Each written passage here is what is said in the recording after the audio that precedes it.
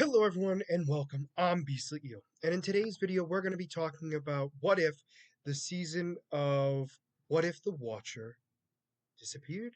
Or what if the Watcher went away? I forgot the exact title. I do apologize. Um, but it has to do with the fact that we actually start off the episode with them being on the universe. So we're in the universe where Nebula becomes Nova Prime, which I believe was the first episode of season 2. So this interdimensional beings or interdimensional, I guess is the best way to phrase it, multiversal threat coming through to try to destroy the universe. And what happens is all of a sudden we have um, Captain Carter, we have Storm wielding Mjolnir, and we have, oh my gosh, she's the Native American woman from season 2 as well. She's powered by the space storm. Anyway, the three of them, and then we find out there's a fourth, which is Birdie, which is apparently the child or grown up child of Darcy and Howard the Duck. So the four of them are stopping this creature together, and we're able to get it back into the portal that it was in and stop the destruction of the universe. So Nebula's kind of like, well, is this like a normal day occurrence for you guys? And she's like, and the four of them are like, yes, definitely. So while they're talking, all of a sudden, three shards come crashing in and land basically by their feet. And these shards are important because they actually are the shards from um, the Watcher's observation area, which is where the obviously the Watcher lives. So they clearly know that. So now they're wondering, uh-oh, there must be something wrong, because clearly, you know, they wouldn't be able to um, have seen this stuff without the Watcher being involved in some way. So they try to contact the Watcher. The Watcher is unable to be contacted. They don't know much more of that. So they then decide that they have to figure out how they can get to the fifth dimension, because that's where these shards are from, so they must be able to figure it out. So the first one to try is Birdie. She tries to connect the ship to one of the shards, and she tries to use its energy to allow them to get into the fifth dimension. However, it does not work, causes a massive, I don't know if it was a full explosion or not, but it causes a decent enough implosion of some sort of kind that causes the shard to dissipate and disappear, possibly be destroyed, and unfortunately they unable to transport them. So with the second shard, it is Storm's turn. So she decides to use the power of not only the elements, but also of the gods themselves to try to use it to transport them to the fifth dimension. So she slams the hammer down on it with obviously chanting um, a bunch of magic lingo, I guess the best way to phrase it, and smashes the hammer into it, causing a massive explosion that does nothing other than knocking them all down, and the second shard has been destroyed. So they have one shard left, and they're trying to figure out what they're going to do next.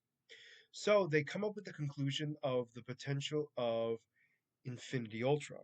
So the idea is Infinity Ultron, most of the universes that he exists in, obviously he takes over and does not get involved with the Watcher at all, which is a huge deal, I guess is the best way to phrase it. So their idea is they're going to try to convince Ultron to help them with the shard to get them to the fifth dimension.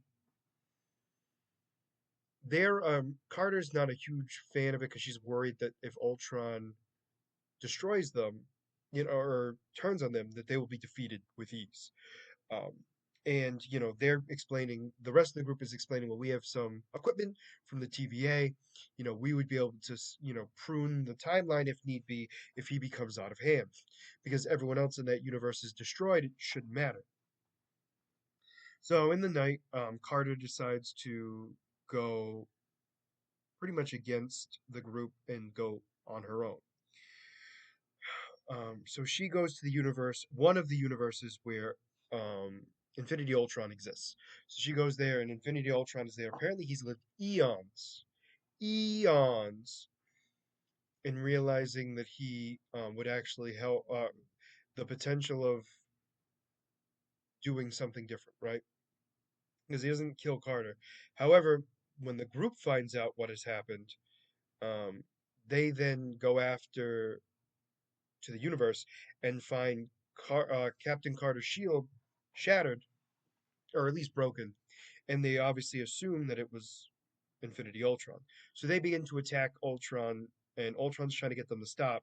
Like, hey, whoa, which clearly shows that he wasn't involved because, let's be honest, if he's not going to attack them right away, he clearly wasn't the one that did it. So he finally gets them convinced to have them at least talk and explain that, three creatures came and took her. She tried to stop them, but obviously it wasn't enough. He tried to stop it apparently too, but he was sent away pretty quickly. And when he came back, all that was left was the shield. So they then are like, well, can we trust you? And he's like, well, I've lived long enough to realize that for there to be peace, humanity can't exist. And for humanity to exist, there must be violence. And I want to at least try to do something good. So he absorbs the fifth dimension shard and is like, all right, we're going to get going. And they begin to charge up, and the ship takes away. So that's the end of that part of the episode. So the other part of the episode is with the three Watchers trying to convince Uta why he's been so wrong. And Uta's like, come on, like I'm doing exactly that. I'm being a gardener basically. Like we want to make these universes thrive. And then we find out that the Watcher has helped out many of people. Um, Obviously, Riri Williams, Nick Fury, Reed Richards, and Madison with two N's and a Y in her name. And the Y is not where you think.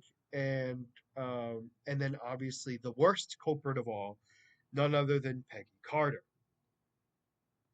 And he's like, well, she's done so good, but she's not supposed to. She's not supposed to be in this group whatsoever. She's not supposed to be in part of all the multiversal problems. And that's how the episode ends. So this one's obviously a two-parter. It definitely leads us to the fact that we're going to have some sort of trial on Uta and kind of what's going on in that sense. And obviously, there's got to be some sort of big battle. We'll have to wait and see exactly what happens. But this episode was okay. I mean, it's leading up to the next episode. I think it's kind of cool to see like Infinity Ultron again, since he's how the whole multiverse what if started, and we're ending with him. So I thought that was kind of cool. So let me know what you guys thought about this episode down in the comments below. Did you like it? Did you not? And why? And as always, if you like the content you see, please make sure to like and subscribe down below. Other than that, this is going to be Beastly Eel signing out. Have a wonderful night. Bye bye.